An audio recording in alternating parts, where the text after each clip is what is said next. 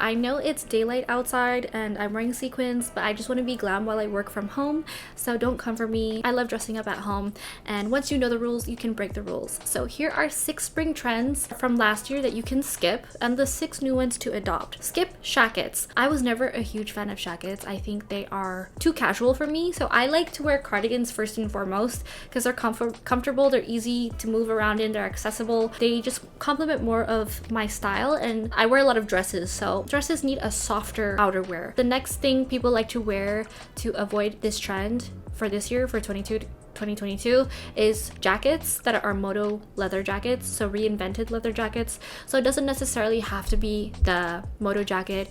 Everybody's wearing like leather blazers. I bought a few leather blazers and then I ended up returning them, so I didn't even want to film them for a haul because I got them from Nasty Gal, but they were beautiful. They were like such nice color, but they were just so oversized on me, and they were the smallest size, so I think I just have to forego that trend altogether because I'm petite. I'm 5'2.5". For those of you who know what it's like to be petite, when you wear something oversized, it completely swallows you and it's not very flattering. So everybody's trying to find like reinvented leather jackets that can be oversized moto jackets. Those are always chic. I have to be real. I will not wear oversized personally. I like more tailored custom fit because it looks more put together for me. But there's like the aviator leather jacket, there's the bomber jacket, there is the leather blazer. And the next trend from last year that people are over are neutrals. I don't think neutrals will ever be out of trend, depending on what you consider to be neutrals. Neutrals are typically, okay, what? Black, gray, white,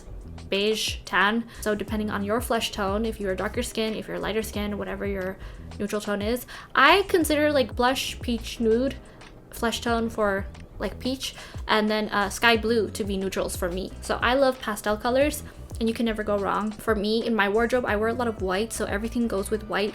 Where if you wear color, it's harder to pair with black because it makes the color look cheaper, where you want to appreciate the color more, where white really refreshes it and makes the color more statement, also depending on the color. And so the spring 2022 way to wear this trend is to get rid of neutrals. That is replacing it is color, so bright, bold, vivid, brazen colors. So I think what they mean is jewel tones and like neon. There's a lot of neon green, and I know Rihanna had a quote saying the color that I can't stop wearing is like lime green on her nails, on her clothes. You can wear them in different textures too. I personally used to wear jewel tones like crazy, like very Nina Sandberg from Norway. I love her. When I worked in an office 9 to 5, I would wear the same exact like classic wear piece, like a blazer, but in like bright magenta.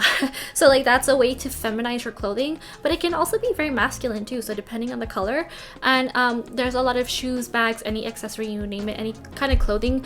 I love when people power clash. This is like a very bold statement thing to wear, but a lot of people are afraid to touch it because they don't know how to match color. So I personally don't believe that you have to match everything perfectly, but people are so human, and like a lot of basic people like to stick to like these neutral palettes that are very easy to wear, so it looks like it's easy to clean, it goes with everything you have, it's blah blah blah blah blah blah, insert excuse here. But for those of you who are brave and courageous and wear colors, go for it. Like go all out, you will not regret it. And like as Victoria Beckham says, when there's a trend and she sees herself in an old photo of like a trend that she was trying out, she says, I was growing, I was figuring things out, and I really appreciate that. So if you don't like it later and you cringe later, who cares? Just Victoria Beckham it and be like, I was experimenting, so what can you say? Now you figure out that you don't like it, or you do like it, or it does fit with you, or you can look back and say, dang, I look good. As long as you flaunt it, wear it with confidence, and you feel good at the time, that's what matters the most. So if you power clash, like I love primary colors, especially when you're meeting people for the first time, or if you're at a job interview, they can say, oh, the woman in the red, oh, the person in the blue, oh, the person in the yellow. It's a really biologically innate like limbic system attraction to wear primary colors, secondary colors, tertiary colors, just color.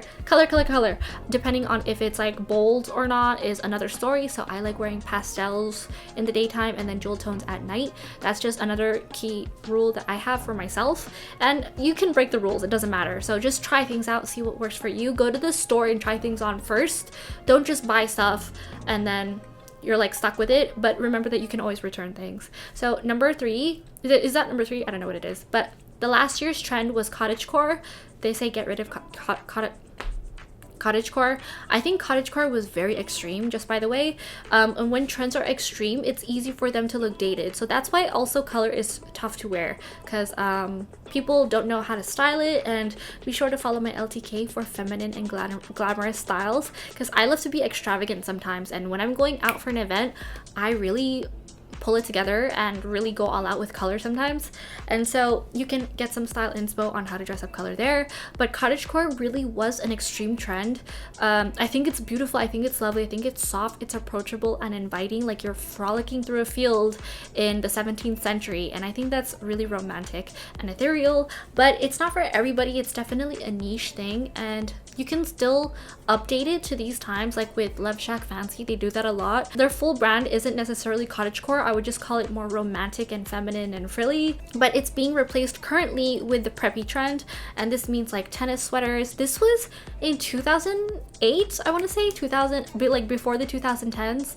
This was like kind of the style that came back also, but it was very short. It was like just touched, so like, oh, like the V-neck tennis sweater with like the nautical emblem. But I think this is like kind of a carry on from the extension of academia last year, where we had in fall people were going back to school, and in fall it's just really nice to wear a pleated skirt with a tartan blazer and a sweater vest with a collar. So I think this is just another extension of that, but just more brightened. It just looks expensive and put together, I think is the point. Like you look like that old money look.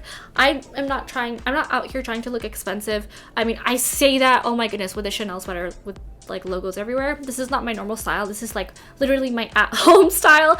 I haven't worn this. I only worn this out once to the Hollywood Bowl, but only because it was cold and it was like starting spring, and this is like my transition wear sweater in the spring. I wasn't planning on wearing it, was the reason why. So I don't like flashy logos, but hey, I got this in a phase where I thought logos were everything years ago, and so that's why I'm wearing the sweater. But here I am talking, telling you what not to do and what to do.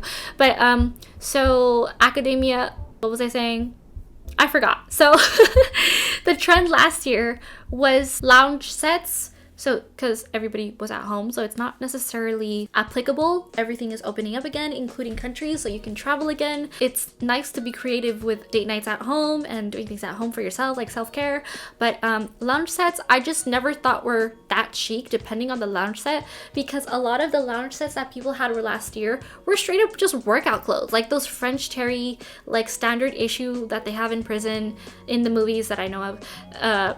Workout like sweats, and I don't think that is cute. There's workout clothes that are really cute that will inspire you to work out. There's loungewear that is really high end, or that like doesn't necessarily mean that they cost much, but that looks much more high end, like knitted, relaxed cardigans with knitted tank tops. I think there's like loungewear that you can wear that's like satin, like a satin dress, like a nightie, but you can make it loungewear. So but the trend that's replacing lounge sets obviously is micro mini skirts. So I'm a huge fan of this because I'm petite, and when you're petite, a mini skirt isn't necessarily mini on you, like it swallows you. It makes me look like I'm trying to be a church girl.